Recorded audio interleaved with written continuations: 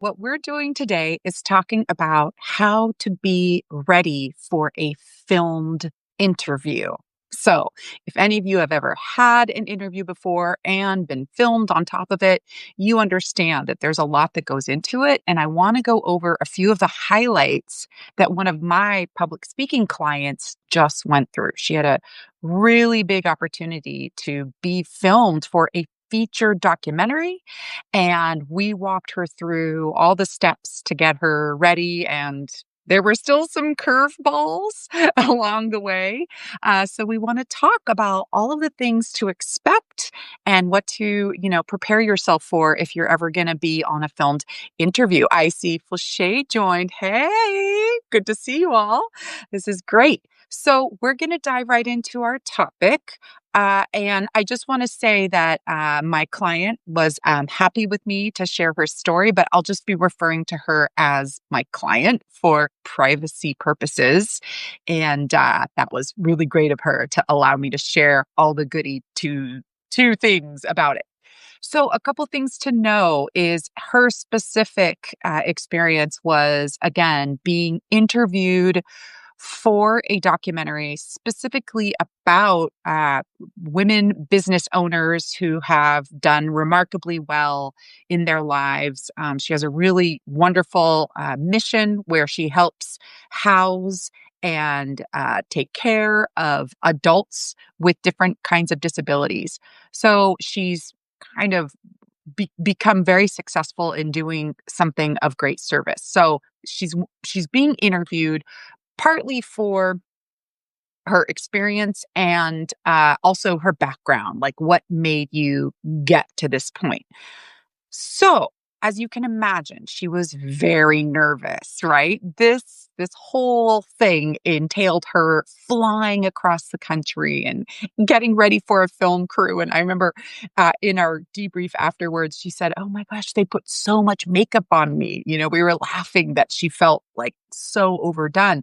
But all of these things for film are different, right? When you're, for instance, getting makeup done for film, you put on a lot more just because of the way film picks up your face. So little details like that.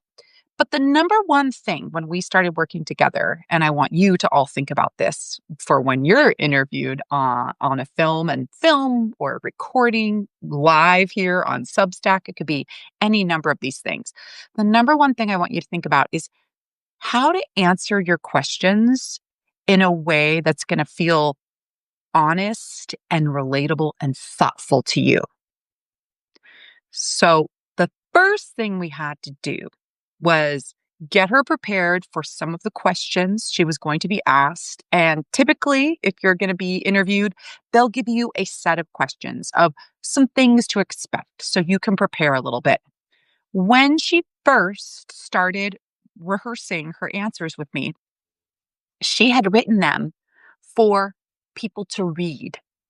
And so it was way too formal, and it wasn't actually written for people listening, right? So we want to be mindful that when we're preparing our answers, the number one thing that's going to really make you relatable is that you're conversational, that you're talking as if someone is listening to you versus a very memorized script that would be, more for like a very formal presentation. So that's really key. How do you take out any inside jargon? How do you make it very relatable? Make it relatable for a fifth to a seventh grader while still maintaining your, professional integrity. So we found that balance through some of her written answers to these questions that they shared in advance. Um, and then the next thing we did was we shifted her away from reading her answers to memorizing them. And I know a lot of you might hear, memorize. That makes me so nervous. But I have this system. It's called Prepared Spontaneity. So this is the first of three things that I want us to keep in mind today. Okay. Prepared Spontaneity means that you go through your list of things that you want to make sure you cover in your interview. And then you create sound bites for yourself. bullet points. Every answer hopefully should have a beginning, middle, and end structure. Every answer is your opportunity to tell a story. So all good stories have a beginning, middle, and end.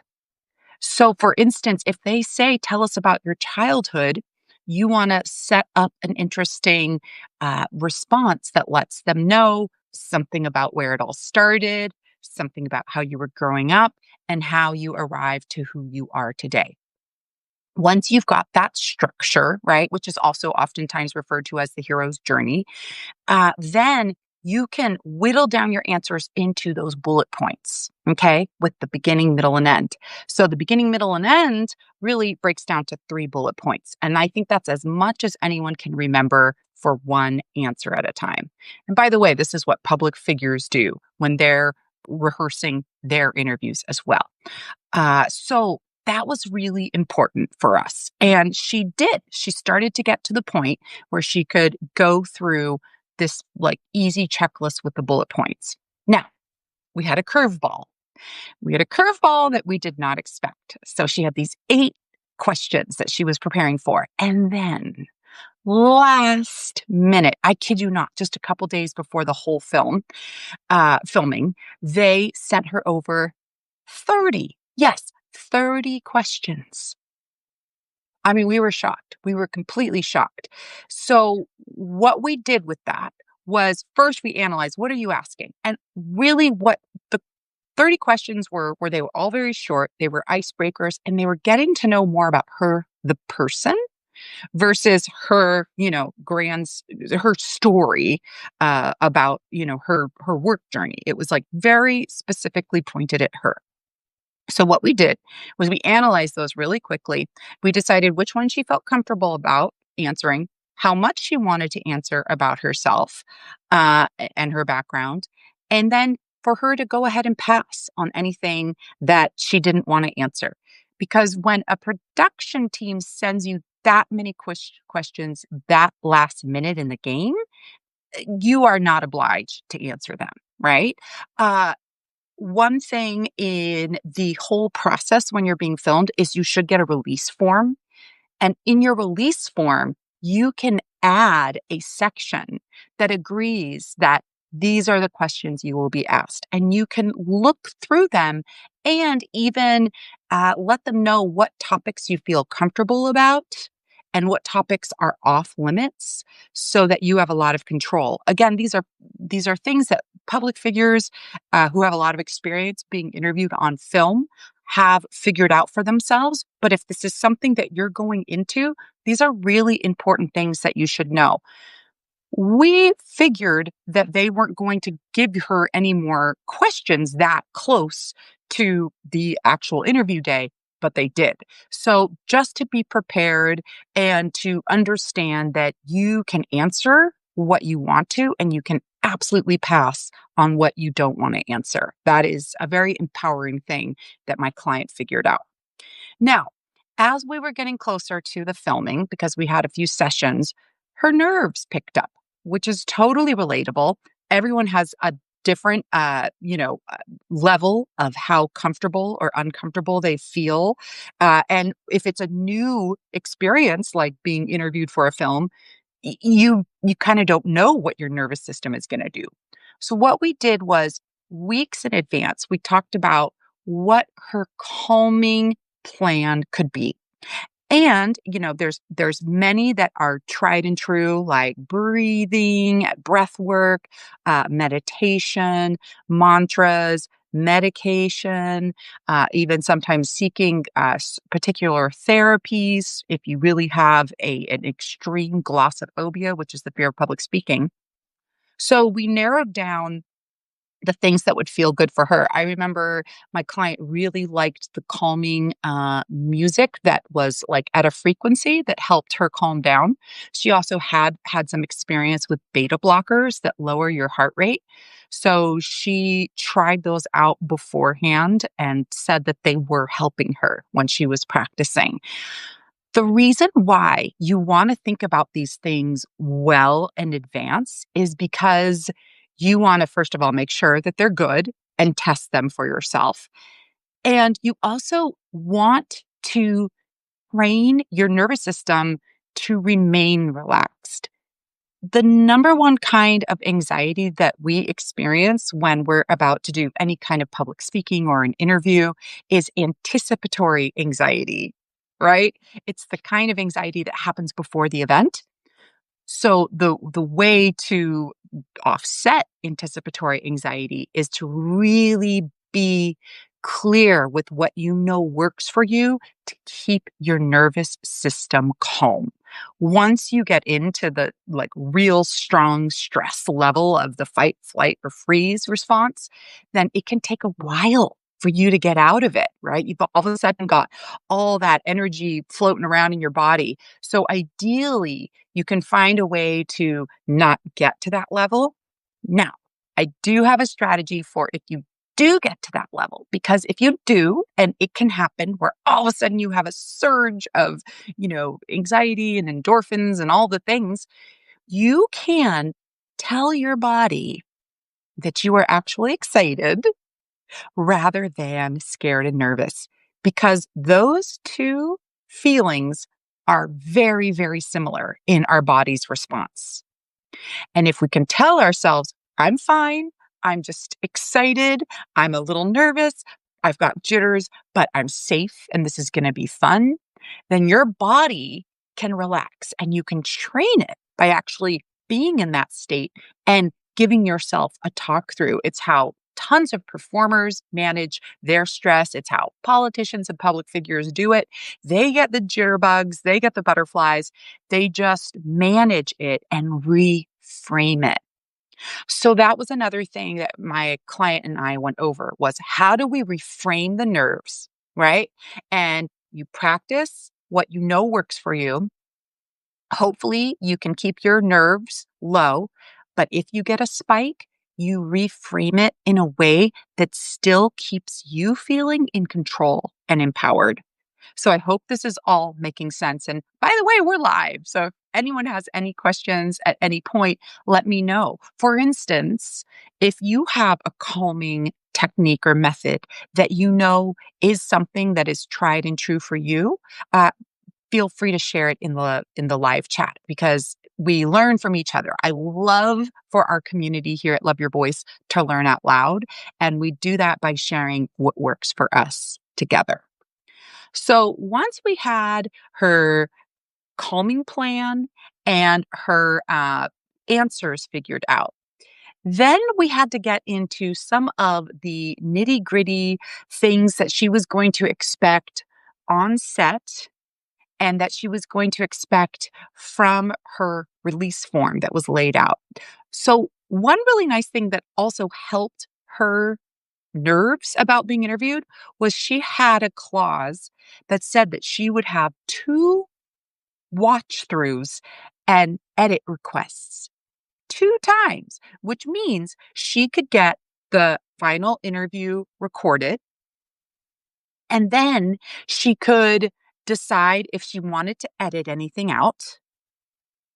And then she would get a playback of that and then decide if she liked the way those edits were and if she had anything else she wanted edited out. After two rounds, then she would be required to pay a little bit. But this is a great empowering thing for you, especially if you're sitting there going, oh my gosh, what if I say things that I later regret saying? What if I say things in the moment, if they throw some curveball questions at me that I don't feel comfortable? Make sure you add a clause that you have editing rights. And I do recommend, because they might say, sure, you can have one look through. I recommend two, just so that you can see what in fact they edit out and approve that, and then make sure you can ask for another round. That right there really did help with her nerves as well. Flashay is asking a really great question, which is, do you see beta blockers helping people?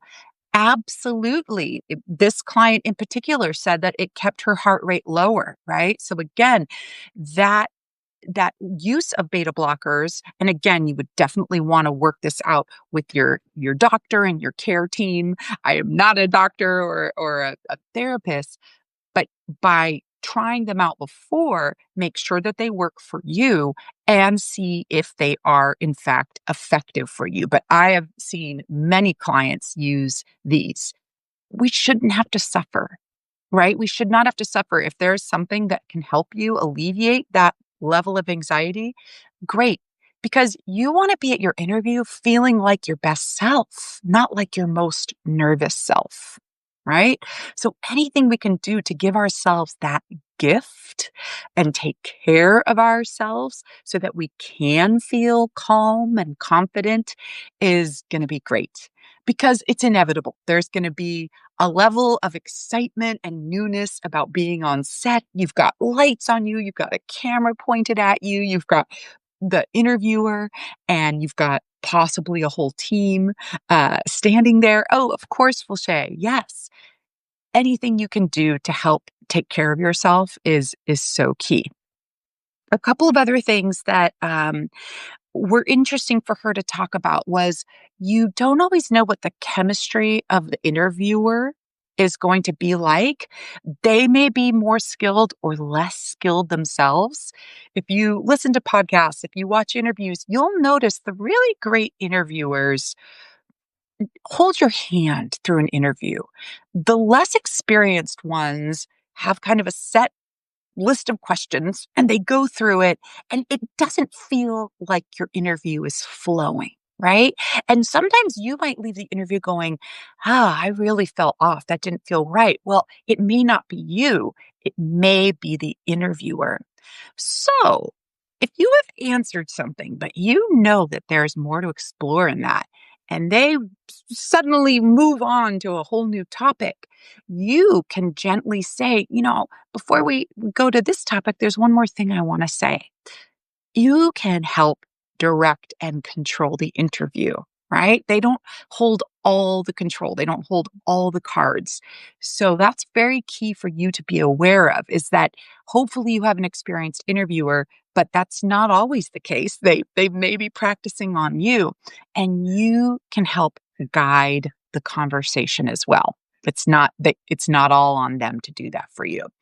And my client actually did find that this interviewer who was asking her some questions was going about it in a little bit of an odd way. And they actually took a pause and had a check in. And then they were able to have a much more natural interview conversation with one another. So she knew to do that. She knew that she had the power to do that a little bit as well. So I want to just highlight those three things because I know that this can be a really overwhelming thing for us. And so the number one thing is to think about your answers and craft them in a way that you'll be able to remember and that are going to be very relatable and conversational to the people watching and listening to you. Don't write for a reader, write for a listener. And the way that you can do that as well is by memorizing your answers in very manageable bullet points where you can have no more than 3 bullet points per answer. And if it helps you to put them into a beginning, middle, and end structure, that's great, just to make sure that you don't go on and you have a clear answer structure. So that's what I call prepared spontaneity. And I got that term from a writing teacher way back in the day. And I thought it was such a beautiful term for all the things in life when we can only prepare so much, like for an interview, and the rest is going to happen in real time. So we prepare, but we're also flexible, right? We have our answers, but they're not rigid. We're going to be flexible with the order and with how we answer them. So that is very key. And just practice answering off the cuff, practice being spontaneous, and do practice a few unexpected questions that they may ask you just so that you aren't totally taken off guard. And you always have the power to pass on questions if they come late in the game and you haven't signed off on them. Okay. So that's a great tip number one. Tip number two is to practice your calming plan well in advance. Have it going in your life. It's another great reason to just have calming methods. And, I think sometimes people think calm means stillness and quiet, but I know plenty of people who are physical, who are doing jumping jacks, who are, doing cold plunges and jumping on trampolines. Whatever it is that keeps you calmer is what's going to work for you. So it's not a one size fits all. And you want to find a few things that help you. And, some of the things are breath work again, body work, positive affirmations, or otherwise known as mantras, medication, some forms of therapy like cognitive behavioral therapy. These are all very, very helpful. Writing it out, talking it out to yourself are all very helpful things. But the key is to not all of a sudden rely on these things in the moment, but have them know that they work well in advance. And then the third and final thing that I want you all to think about right now is, what does your release form look like? Right? Do you have the answers approved? Do you have some editing rights? Also, in the new uh, era of AI, are you going to make sure that your voice, that your answers are not manipulated in the future? How is this going to be publicized? How is this interview possibly going to be monetized? What are they going to be doing with this? And also, is there any compensation?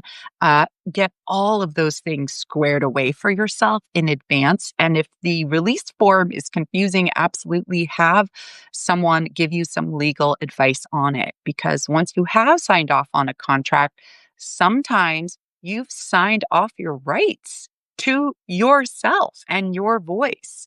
And that can become very complicated later on. So I was very proud of my client. She had a pretty good, release form already. Figured out and with her legal team, which was really important because, I mean, she was flying across the country. She's going to be featured in this film, which at some point is possibly going to be aired on Netflix and Amazon. It's a pretty big deal for her. I'm, for one, very proud of what she did. And honestly, she started off pretty darn nervous. This is, public speaking isn't her favorite thing to do. And being interviewed and being featured and recorded is not something she seeks out either.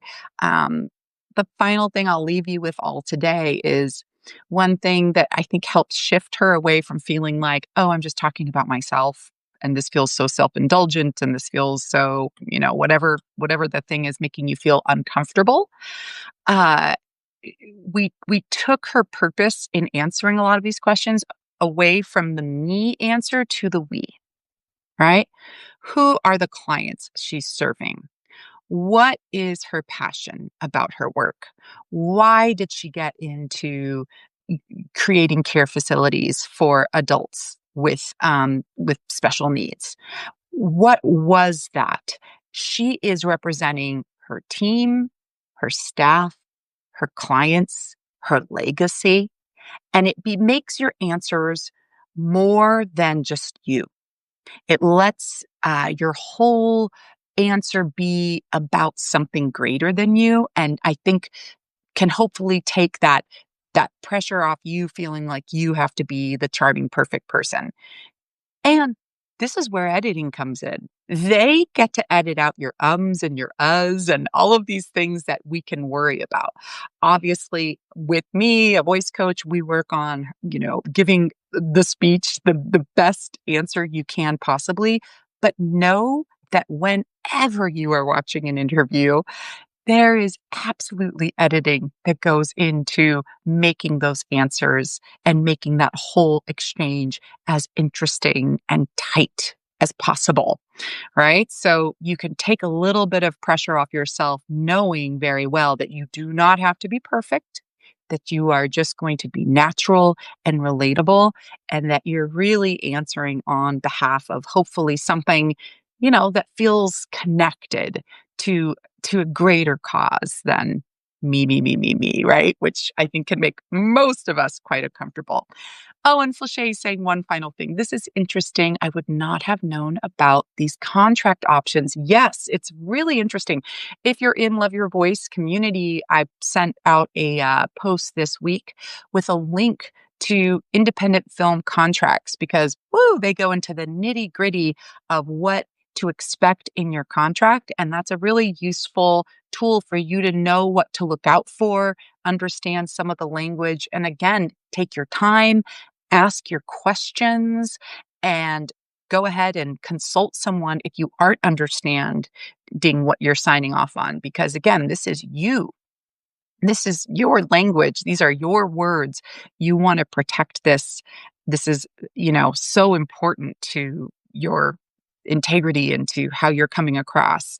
And again, in this wild new era with AI, we see how many things are being manipulated. So the more control you can have over those things, the better off you'll feel about putting yourself out there on interviews. I will say it is always an honor to be interviewed. It's a beautiful opportunity to share your business, to share your point of view, to get across a message that matters to people. It is a wonderful exercise, I think, for all of us in public speaking to get a hold of. So, mock interviews with friends with, something like Toastmasters or Here and Love Your Voice is excellent to do with other people because it is a very, very meaningful thing. And my client at the end of the day felt very proud of herself. She did tell me in our debrief that she was definitely out of her comfort zone, that it's not something she's gonna, seek out all the time. However, what an achievement. What an achievement to go through with a filmed interview. Cheryl Ann Allen is saying, thank you. This was very informative. Well, I'm so glad it was. And you're more than welcome to come over to Love Your Voice. You're more than welcome to consider working with me as a private client if you ever do have an interview coming up. I wish you all the best. And I'm going to wish you all to stay calm and speak on. Until next time, take care, everyone.